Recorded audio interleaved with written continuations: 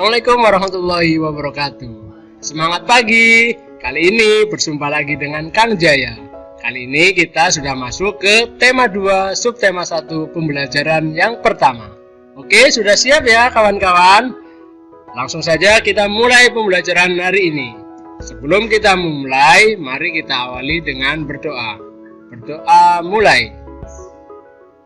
Bismillahirrahmanirrahim. Langsung saja kita masuk ke materi yang pertama. Oke, tujuan pembelajaran yang kali ini akan kita capai yaitu seperti ini. Selanjutnya, perhatikan gambar di samping ya. Apa saja makhluk hidup yang ada pada gambar di samping?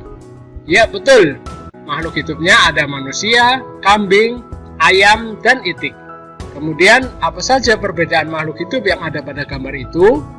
Iya, perbedaannya ada dari anggota tubuh, cara berjalannya, jenis makanan, tempat hidup, dan sebagainya. Apa pula persamaannya? Persamaannya sama-sama membutuhkan makanan, bernafas, dan tempat tinggal. Kemudian, apakah semua makhluk hidup itu membutuhkan oksigen? Ya, tentu saja membutuhkan. Kemudian selanjutnya ada bagaimana proses pengambilan oksigen oleh makhluk hidup. Prosesnya bisa berbeda-beda ya antar makhluk hidup. Yang keenam, apa yang harus kita lakukan supaya ketersediaan oksigen terjaga? Yaitu dengan cara melestarikan lingkungan. Dan yang terakhir, bagaimana tanggung jawab kita terhadap masyarakat dalam menjaga ketersediaan oksigen? Adalah dengan cara menjaga lingkungan demi tetap ketersediaannya oksigen dengan baik. Selanjutnya, kalian buka halaman 2 di buku siswa kalian di tema yang kedua. Di situ kalian akan menemukan bacaan dengan judul Dayu dan Ikan Hias. Ayo kita bersama-sama membaca. Dayu memelihara banyak ikan hias berjenis ikan mas koki. Ikan-ikan hias itu dipelihara dalam sebuah akuarium. Setiap hari, Dayu memberi makan ikan-ikannya. Dayu juga rutin membersihkan akuarium, lalu mengganti airnya dengan air bersih. Kegiatan itu ia lakukan seminggu sekali. Dayu senang sekali melihat ikan-ikan di dalam akuarium berenang ke sana kemari. Dayu memperhatikan saat mulut ikan-ikan itu terbuka dan menutup. Seolah-olah ikan-ikan itu selalu menelan air. Dayu bertanya-tanya, apa yang dilakukan ikan-ikan itu? Yuk kita lanjutkan lagi. Nah, setelah kalian telah membaca bacaan tersebut, perhatikan peta pikiran di bawah ini. Lalu, sama-sama kita jawab pertanyaan dalam setiap kotak. Apa nama jenis ikan hias yang dipelihara Dayu? Iya, betul. Ikan hias yang dipelihara Dayu adalah ikan mas koki. Selanjutnya, siapa yang memelihara ikan hias tersebut? Ikan hias tersebut dipelihara oleh Dayu. Kemudian, di mana ikan hias itu dipelihara? Iya, betul sekali, ikan hias tersebut dipelihara di dalam akuarium. Selanjutnya, kapan ikan hias itu diberi makan? Setiap hari. Kemudian selanjutnya, kapan akuarium itu dibersihkan? Adalah seminggu sekali. Dan yang terakhir, apa yang diperhatikan Dayu saat melihat ikan-ikan hiasnya? Yaitu saat mulut ikan membuka dan menutup. Jawabannya ada semua ya di dalam bacaan tadi. Nah, selanjutnya, pembelajaran kali ini kita akan fokus untuk membahas pernafasan pada hewan. Seperti manusia, hewan juga bernafas untuk mengambil oksigen dan membuang karbon dioksida. Namun, sistem pernapasan pada hewan berbeda dari manusia. Bahkan, sistem pernapasan pada hewan pun berbeda-beda sesuai jenisnya. Berikut sistem pernapasan pada beberapa jenis hewan. Yang pertama, ada alat dan sistem pernapasan pada cacing tanah. Cacing tidak mempunyai alat pernapasan khusus. Cacing bernapas melalui permukaan kulit. Kulit cacing selalu basah dan berlendir untuk memudahkan penyerapan oksigen dari udara. Oleh karena itu, cacing menyukai tempat lembab untuk menjaga supaya kulit tubuhnya selalu basah dan berlendir. Di bawah permukaan kulit cacing yang tipis terdapat pembuluh udara. Saat udara masuk melalui kulit, oksigen diikat oleh darah. Pada darah cacing terkandung hemoglobin sehingga mampu mengikat oksigen. Oksigen yang diikat oleh hemoglobin lalu diedarkan ke seluruh tubuh. Zat sisa pembakaran berupa karbon dioksida dan uap air dikeluarkan dari tubuh melalui permukaan kulit. Nah, gambarnya kalian bisa lihat ya yang ada di layar ini. Selanjutnya adalah alat dan sistem pernapasan pada serangga. Seperti hewan lain, serangga bernapas dengan menghisap oksigen dan melepaskan karbon dioksida. Namun, alat pernapasan serangga berbeda dengan hewan lain. Alat pernapasan serangga berupa trakea, yaitu sistem tabung yang memiliki banyak percabangan di dalam tubuh. Percabangan trakea disebut trakeola. Trakea mengedarkan oksigen langsung ke semua sel tubuh dan organ serta menyerap karbon dioksida dari semua sel tubuh untuk dibuang. Kemudian yang selanjutnya, ini tadi kelanjutan dari sistem pernapasan pada serangga. Udara yang masuk ke dalam trakea tersebut masuk melalui pori-pori kecil di permukaan tubuh yang disebut spirakel. Selanjutnya, udara beredar melalui pembuluh udara kecil. Kemudian sel tubuh mengambil oksigen langsung dari pembuluh udara kecil itu. Karbon dioksida dari sel akan mengalir ke trakeola, lalu dibuang melalui lubang spirakel. Kalian bisa melihat gambarnya proses pernapasan pada serangga pada gambar yang ada di layar.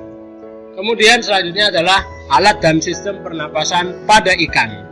Nah, semua makhluk hidup termasuk ikan memerlukan oksigen supaya tetap hidup. Pengambilan oksigen ini melalui proses pernapasan yang melibatkan organ pernapasan. Ikan bernapas dengan organ khusus mirip saringan yang disebut insang. Insang berbentuk lembaran tipis, berwarna merah muda, dan selalu lembab. Nah, insang ini terdapat tepat di belakang rongga mulut pada kedua sisi kepala ikan. Biasanya insang dilindungi oleh selaput atau rangka yang disebut tutup insang atau operculum. Di balik tutup insang ini terdapat 4 deret insang yang saling tumpang tindih. Pada insang terdapat pembuluh darah halus. Pembuluh darah itu dapat menyerap oksigen yang terkandung dalam air dan melepaskan karbon dioksida dari darah. Insang juga berfungsi sebagai alat pengeluaran garam-garam dan sebagai penyaring makanan. Nah, kalian bisa lihat ini untuk sistem pernapasan pada ikan, yaitu untuk memperoleh oksigen yang cukup tadi, mulut ikan dan insang bekerja bersama-sama seperti pompa isap air. Pertama-tama tutup insang menutup. Secara bersamaan mulut terbuka dan dinding mulut mengembang. Saat itulah air terisap masuk. Kedua rongga mulut menyempit dan mulut menutup. Secara bersamaan tutup insang terbuka. Akibatnya air keluar dari mulut dan melewati insang. Saat itulah oksigen dari dalam air terserap dan karbon dioksida dikeluarkan. Pada gambar di samping, mulut insang yang sebelah kiri akan membuka dan rongga mulut mengembang untuk mengisap air. Gambar anak panah biru menunjukkan aliran air masuk ke dalam rongga mulut. Dan selanjutnya gambar yang di sebelah kanan menunjukkan saat berikutnya mulut ikan menutup dan tutup insang membuka. Gerakan mulut ikan dan tutup insang itu secara bersamaan memompa air keluar dari rongga insang. Anak panah biru menunjukkan aliran air keluar melalui insang. Yang selanjutnya adalah alat dan sistem pernapasan pada hewan amfibi. Katak termasuk hewan amfibi, yaitu hewan yang hidup di darat dan di air. Saat masih berupa kecebong, katak hidup di dalam air dan bernapas menggunakan insang. Insang kecebong terletak di luar tubuhnya dan terdiri atas lembaran-lembaran kulit halus mengandung kapiler darah. Setelah berumur 9 hari, kecebong bernapas menggunakan insang dalam. Insang dalam akan menyusut seiring mulai berfungsinya paru-paru dan katak muda pun tumbuh menjadi katak dewasa. Nah, katak dewasa bernapas menggunakan paru-paru dan permukaan kulit. Selanjutnya, di dalam paru-paru itu juga terdapat banyak gelembung udara yang sangat kecil, berselaput dan penuh dengan kapiler darah. Di dalam gelembung udara, oksigen diserap dan karbon dioksida dikeluarkan. Selain dengan paru-paru, katak juga bernapas melalui kulit. Permukaan kulit katak selalu basah agar memudahkan penyerapan oksigen dari udara. Selanjutnya ada alat dan sistem pernapasan pada reptil. Hewan yang termasuk jenis reptil diantaranya ular, kadal, cecak, buaya, dan biawak. Reptil bernapas menggunakan paru-paru. Udara masuk melalui hidung lalu ke batang tenggorokan, kemudian menuju ke paru-paru. Paru-paru reptil terletak di dalam rongga dada dan dilindungi oleh tulang rusuk. Paru-paru reptil sederhana dengan beberapa lipatan dinding yang dapat memperbesar permukaan paru-paru. Namun, paru-paru kadal dan buaya lebih kompleks dengan beberapa belahan dan bertekstur seperti spons. Paru-paru reptil terletak di dalam rongga dada dan dilindungi oleh tulang rusuk. Paru-paru reptil sederhana dengan beberapa lipatan dinding yang dapat memperbesar permukaan paru-paru. Namun, paru-paru kadal dan buaya lebih kompleks dengan beberapa belahan dan bertekstur seperti spons. Pada reptil yang sering berkubang di air seperti buaya, lubang hidungnya dapat ditutup selama menyelam. Dengan begitu, air tidak akan masuk ke dalam paru-paru. Selanjutnya adalah alat dan sistem pernapasan pada burung. Burung bernapas dengan sepasang paru-paru. Paru-paru burung terletak di dalam rongga dada. Udara yang mengandung oksigen masuk melalui lubang hidung pada pangkal paruh sebelah atas. Selanjutnya udara masuk ke pembuluh udara yang disebut trakea. Dari trakea, udara sebagian masuk ke paru-paru dan sebagian lagi ke kantong udara. Burung menghirup udara sebanyak-banyaknya saat tidak terbang. Sebaliknya, saat terbang, burung tidak menghirup udara. Udara dihembuskan dari kantong udara ke paru-paru. Nah, kantong udara ini berfungsi untuk tempat menyimpan udara. Saat tidak terbang, burung menghirup udara sebanyak-banyaknya. Udara itu dihirup kemudian disimpan dalam kantong udara. Saat terbang, burung tidak menghirup udara, melainkan mengambil dari kantong udara. Kantong udara juga membantu burung saat terbang, membantu mencegah hilangnya panas tubuh yang terlalu besar dan memperkeras suara. Nah, yang terakhir adalah alat dan sistem pernapasan pada mamalia. Mamalia merupakan jenis hewan yang menyusui anaknya. Ada dua jenis mamalia, yaitu mamalia darat dan mamalia air. Mamalia darat misalnya kambing, sapi, kerbau, dan kuda. Mamalia air misalnya paus, duyung, dan lumba-lumba. Nah, pada alat pernapasan mamalia darat terdiri dari hidung, pangkal tenggorokan, kemudian batang tenggorokan, dan paru-paru. Selanjutnya, pada mamalia air, hidungnya dilengkapi dengan katup.